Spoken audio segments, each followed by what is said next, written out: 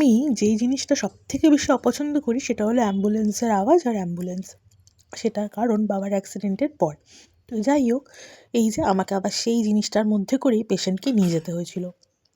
এই ফোনের মধ্যে অনেক ভিডিও পড়ে রয়েছে, তাই সেগুলো ভাবলাম একদম ধরতক্তা মার পেরেক যেরম বলে ওরমভাবে করে একসাথে একটা ভিডিও ক্লিপ করে এডিট করে ছেড়ে দিই। কারণ ফোনের মধ্যে বেফালতু অনেক ভিডিও পড়ে রয়েছে, এগুলো এডিট করাও হচ্ছে না। আজকে একটু সুযোগ পেয়েছি, কারণটা বলছি। আগের দিনেও তাই অনেক কাজ ছিল, কিন্তু 10-15 মিনিট আগে বেরোতে পেরেছিলাম বলে আমি ঝটপট বেরিয়ে বাড়ি চলে এসেছিলাম। মানে আধ ঘন্টা আগেই আর কি বেরোতে মানে বাড়ি চলে আসতে পেরেছিলাম। যাই হোক, সেদিনের ক্লিপটা তো গেল।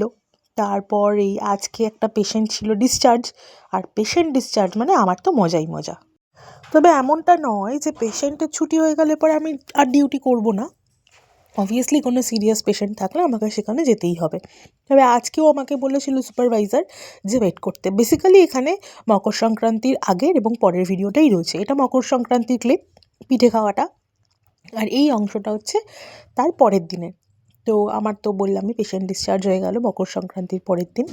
তো আমি এই যে এখন এসছি একটুখানি মন্দিরে, আমাকে 10 মিনিট অপেক্ষা করতে বলেছিল সুপারভাইজার। তো ভাবলাম আমি বাইরে কেন দাঁড়াবো, এই ভালো জায়গাতেই আসি। যাই হোক, এসে একটু গনুদাদার দর্শন করে নিলাম, তারপর বাড়ি চলে এলাম। টাটা।